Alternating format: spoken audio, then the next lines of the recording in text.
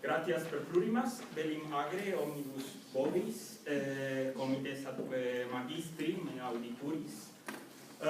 Nunc, nolite timere me latine loquentem, nam unc textum non ac lingua ides latine conscripsi, nec sermone patrio, sed Anglice, quo omnes facilius omnia intellegere positis. Quod dicto, incipiam.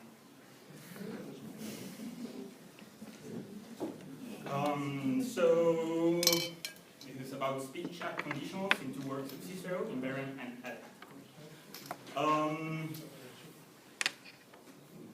The main object of this presentation is to elucidate how conditional sentences can be understood according to three different domains. A, content, where the protasis acts as the cause or enablement of the apodosis. B, epistemic, where the knowledge of the protasis allows one to conclude the apodosis. And C, speech acts, where the protasis makes explicit one of Bryce's conversational maxim or Searle's felicity conditions. Furthermore, the presentation of this theory will be applied to examples taken mostly from two works of Cicero, in Verrem and at Atticum. In some cases, however, where I felt the need to contrast this new theoretical approach with more traditional analysis of conditionals, I took some examples of conditional sentences from traditional Latin grammars. Now then, regarding the conditionals that refer to one of Searle's felicity conditions, I'm afraid that I won't have enough time to explain them, but anyhow I decided to include them in the handout you have and in the final diagram, so you can have a better perspective of the subject. Definition of conditional. According to Cicero, the principal meaning of a conditional period resides in the realization of two successive illocutionary acts. This claim means that in the first illocutionary act, the speaker asks the hearer to imagine and accept the protasis. In the second one, once the hearer has accepted this imaginary situation, the speaker asserts the apodosis. Here, however, in this last part, I need to add that these two utterances that constitute the conditional period are not always illocutionary. Only the protasis is a suppositive speech act, whereas the apodosis can be an assertive or directive or a commissive one. What is most important here is the difference between the traditional definition of conditionals and this definition from Cicero. There is an equation of the terms condition and supposition. Condition does not mean, like in the traditional definition, nor a cause nor a hypothesis.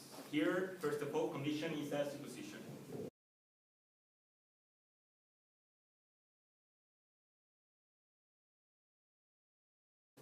Okay, it is true that within the traditional definition of conditional, several grammarians have already mentioned the word supposition, but they always do so referring to a supposed cause and its consequence. When the protasis is a plain supposition without any cause, this is considered an exception to the rule and therefore set aside in the margins of the conditional category. As we can see there, they have the analysis of real, potential, and unreal, and there on the margin we have the weird conditionals without much explanation. So here, on the contrary, although it is true that conditionals can express a cause-effect relation, and actually they do so most of the time, condition is considered in itself as suppositive speech act. And in relation to this suppositive speech act, there is a second one that can be either assertive or directive.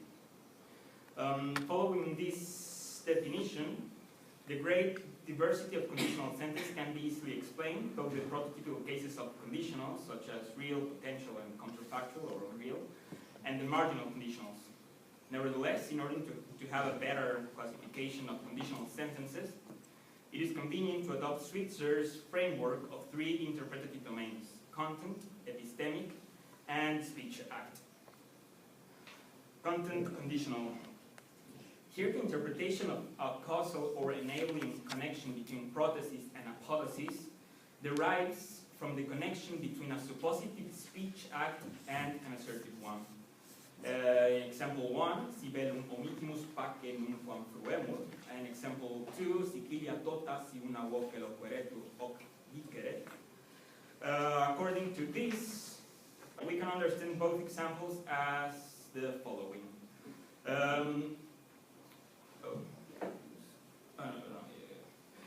Let's suppose that we disregard war. In that case, we will never enjoy peace. And example number 2, suppose the irreality that Sicily could present an anonymous testimony. In that case, this would enable the Iceland to say this, whatever it's supposed to have said the Iceland. Not so much that the presentation of the unanimous testimony could cause the Iceland to say this. Again, whatever it's supposed to have said. As can be seen from these examples in indicative and subjunctive, the degree of supposition purported by the moods, real, potential, or counterfactual, does not present any problem for this kind of analysis. Because here, and this is a paraphrase of Cicero, it is understood there is a provisional suppositional frame that works for the second utterance. If the conditional period is real, possible, or counterfactual, is not very important. Since here, and here I quote Cicero, the realization of the event or state of affairs described in the APODOSIS is only the assertive consequence of the supposition of the event or state of affairs described in the PROTASIS. So now let's move on to epistemic conditionals. An epistemic conditional means that the knowledge of the information expressed in the suppositive speech act allows us to conclude the information expressing the other speech act. This means that from the supposition and acceptance of the PROTASIS, we can conclude the assertion of the APODOSIS through a deductive process. Si peperit cum viro concupuit, we can understand this as following. So, assuming the information that she gave birth, we can conclude that she slept with a man. In this example, can be seen either a semantic or logical connection. To give birth naturally implies, except in the case of miracles and artificial insemination, having had sexual relations. And so, from this common knowledge, expressing the PROTASIS, anyone can conclude the information of the APODOSIS. Now, speech act conditionals. It is very important to stress that insofar all human utterances are speech acts, all conditional sentences have to be speech acts as well. So, in this sense, all conditionals that are called here speech act conditionals do not refer to other speech acts in opposition to the asserted ones. What I mean here by speech act conditionals is that the connection between PROTASIS and APODOSIS is directly on the speech act level. The fact of saying the PROTASIS implies the utterance of the speech act expressed in the APODOSIS. Now, here I have decided to divide these conditionals into two main groups. A, the speech act conditionals of assertive APODOSIS, and B, the speech act conditionals of non-assertive APODOSIS. From the data that I have found in the corpus of Verrem and Atticum, it can be concluded that in the speech act conditionals of assertive APODOSIS, this explicitation refers to one of Grice's conversational maxims, whereas in the speech act conditionals of non-assertive APODOSIS, the explicitation refers to the Gricean relation maxim or to one of Searle's felicity conditions. So speech act conditionals of assertive APODOSIS, we have first the ones that where the PROTASIS refers to the second conversational maximum. In this first group, one can observe conditional sentences where the PROTASIS purports some cognitive or perceptive limitation of the speaker. This could refer either to his capacity of understanding or to the reliability of the sources. The speaker does not want to be considered a liar, and therefore he uses the speech act expressing the PROTASIS as protection in case he is mistaken about the information expressed in the APODOSIS. And so, in this sense, the PROTASIS purports a comment that makes explicit Grice's second maxim. In the following examples, the speech act of the apodosis is emphasized by the adverbs certe and profecto. Nevertheless, in the face of such categorical statements in the apodosis, the speaker politely soothes his utterance with a protasis in which he expresses his lack of security in the matter. We can see here, hoc quid intersit situos dictus novi certe abest tuctum. And we can understand this example as, I'm not entirely sure about the information I'm saying in the apodosis, but considering what I know about your mathematical abilities, certainly you already know what the result is. And example number 5, profectos recte homines novi non mentientur. It is a fact that they are not going to lie. Well, I only say this statement under the supposition that I know this man well. Let's move on to speech act conditionals of assertive apodosis, where the protasis refers to the third conversational maxim. This is another type of sentence within the group of speech act conditionals of assertive apodosis. In these conditionals, the function of the protasis is to establish the context where the apodosis becomes relevant. And so in this sense, these conditionals can be explained according to the third Gricean maxim. Et si queritis ut ipse demere traam, illos ego accusatores puto fuisse, qui eius modi hominum furta odore aut aliquo leviter presso vestigio persequevantur. In case you're wondering, though this would mean betraying myself, I'll tell you what I think.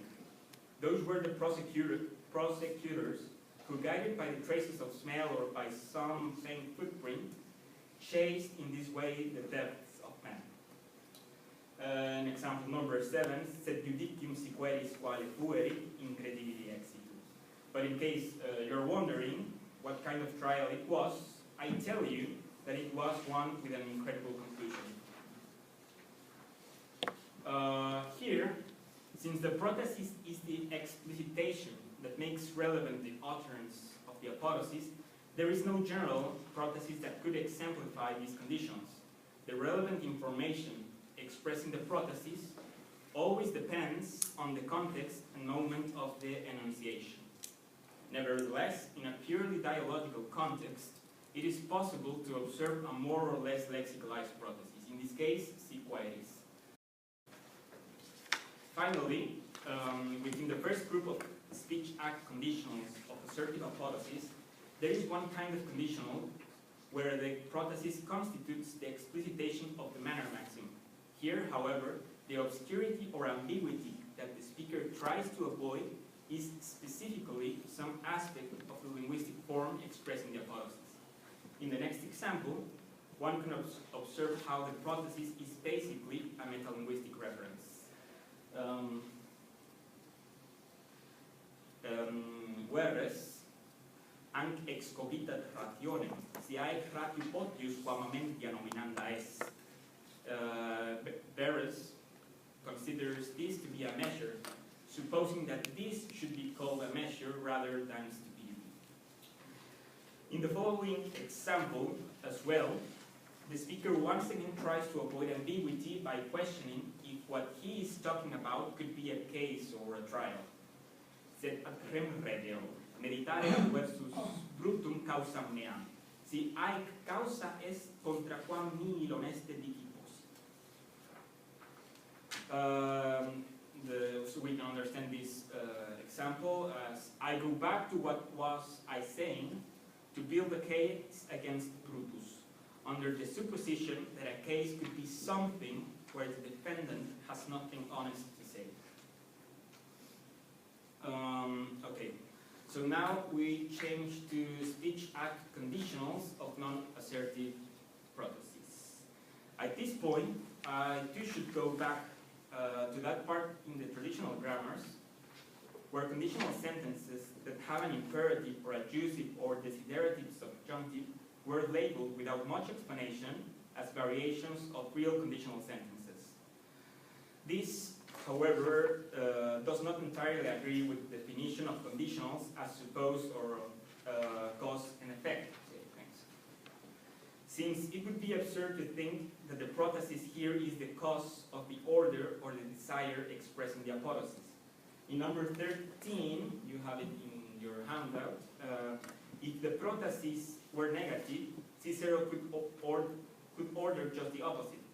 But could it be said that the incorrect order of the apodosis is the consequence of a supposed cause in the protasis?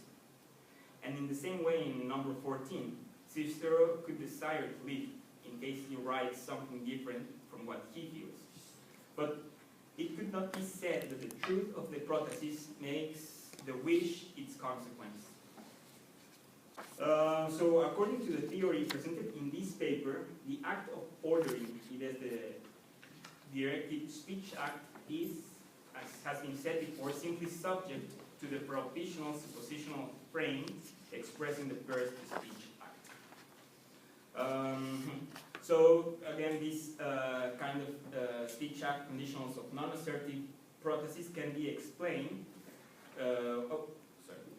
when the protasis making explicitation of the third conversational maxim.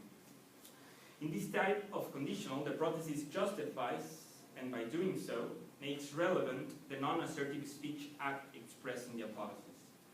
Otherwise, the isolated utterance of the apodosis would create uncertainty in the hearer. If the speaker did not make explicit the relevance of the directive speech in the protasis, the hearer could certainly ask, why are you saying this? Or what is the reason of your utterance? And in this way, we can understand the last two examples of Cicero as follows. Qui homines si stare non possunt corruan.